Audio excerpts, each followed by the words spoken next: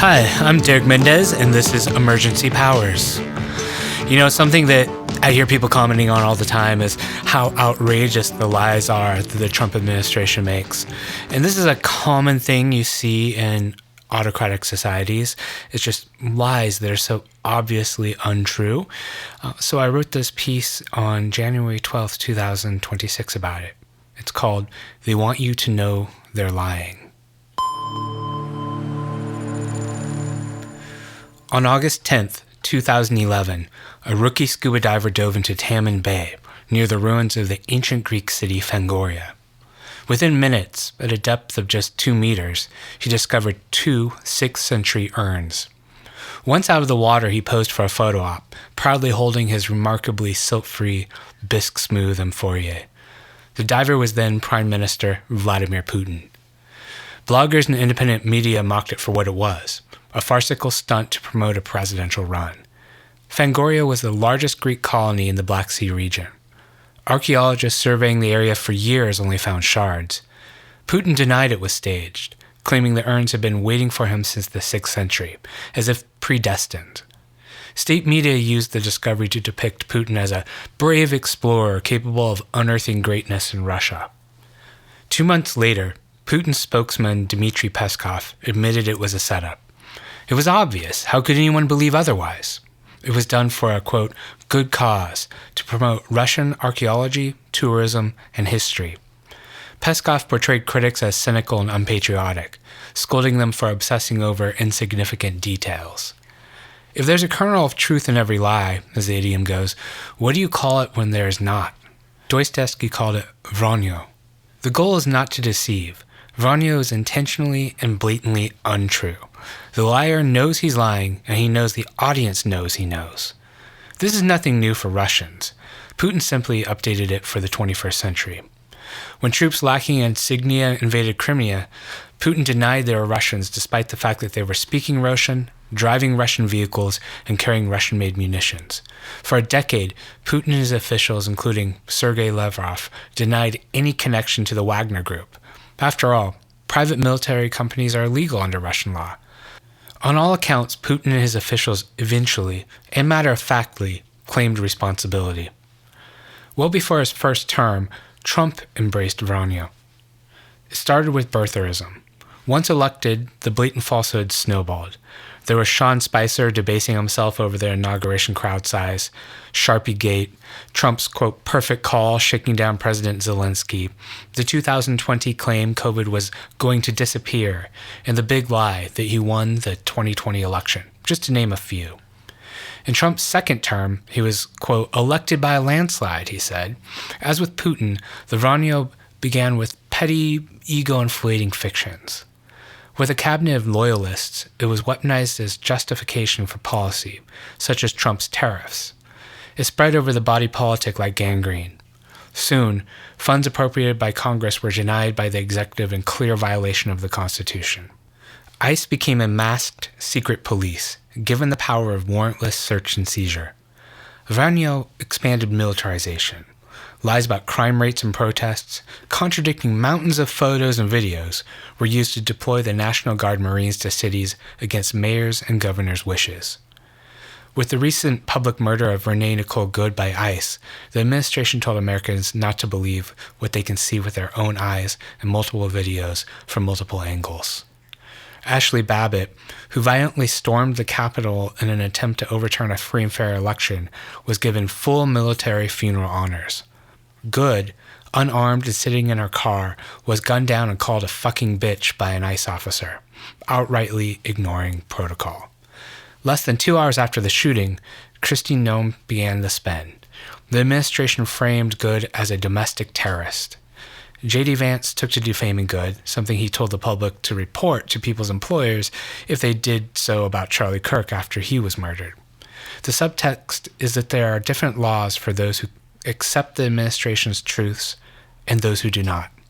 If you are not one of them, they can kill all of yours. The absurdity has entered the world stage. We were told the U.S. was bombing Venezuelan boats in the Caribbean because of drug trafficking to the U.S., despite no evidence. If there were drugs on the vessels, it would most likely be cocaine headed for Europe. When the strikes were accused of being illegal in accordance with both domestic and international law, Trump invoked the laws of war. If it had been an act of law enforcement, then killing 123 people without due process might be illegal. But since it involved war and national security, he claimed it fell under executive authority. When the U.S. led an assault on Venezuela and captured Maduro without congressional approval, let alone consulting them, he claimed it was an act of law enforcement. It doesn't matter that these claims were incompatible. Once Maduro was removed, he stated the real goal of U.S. intervention was the imperialist seizure of oil. Although Venezuela has the largest oil reserves in the world, its oil is heavy crude, requiring extensive refining. Tens of billions of dollars would need to be invested in new infrastructure, and it could take at least a decade of stability before seeing any return on investment. It's possible the administration is making claims about oil, just as it forced Ukraine to make a deal for rare earth minerals, which would also require a stable nation in years before any ROI, simply to create an illusion of economic gain where there is none. Trump has claimed we need to take control of Greenland for national security. While other administrations have expressed concern about the potential threat posed by Chinese and Russian ships transiting through the region, Greenland is a Danish territory and a member of NATO. It hosts a U.S. base. It's already a secured area without the U.S. owning the state of Greenland. If the U.S. wanted to pursue other security options to keep Russia and China from taking Greenland, it could. The real threat may be the opposite. If Greenland were a post-NATO U.S. province, who could stop the Trump administration, which has sided with Russia even over its own intelligence agencies, from allowing Russian ships to pass through? Examples of U.S. Vranyo are plentiful. But what's the advantage for leaders to construct a culture of verifiably false narratives? Some people will believe the lies, but that's a bonus, not the intention. Officials taking to the podium and parroting obvious falsehoods demonstrate loyalty. Without it, the regime would fall. People with a greater loyalty to verifiable truth out themselves as the enemy. That polarization is fuel for autocracy. At this stage, they want the opposition to loudly voice how mind-boggling and outrageous their claims are. It's a necessary first step towards silencing them. The algorithms rejoice in the fear and anxiety. Tech billionaires and crypto bros rake in the Benjamins. The White House ballroom gets funded. Loyal citizens get further radicalized. In a world where facts are reduced to picking a side, the more aggressive the oppositional response, the easier it's dismissed by loyalists as emotional, irrational, unpatriotic, and deranged. That's ambrosia for the trolls. The lies waste journalists' time and energy by forcing them to address the nonsense. The more time journalists spend debunking a fire hose of falsehoods, the more newsworthy topics go unmentioned. In response to the accusation of lying, the administration engages in, "I know you are, but what am I?" antics, making claims that the critics are just the fake news and they're suffering from Trump derangement syndrome. The truth gets fuzzier and less sticky under the parade of gaslighting, even for those striving to reveal it. Then there are those who know the lies aren't true, but are willing to play along. They're the model citizens in illiberal states. In the USSR, Khrushchev would announce to the world that they had surpassed U.S. agricultural production by wildly absurd numbers. Taking his orders, central planners would demand that farmers meet the impossible production targets. While standing in food lines, malnourished farmers would then lie to reporters with tales of their abundant crops. Leadership would claim victory, rinse, wash, repeat.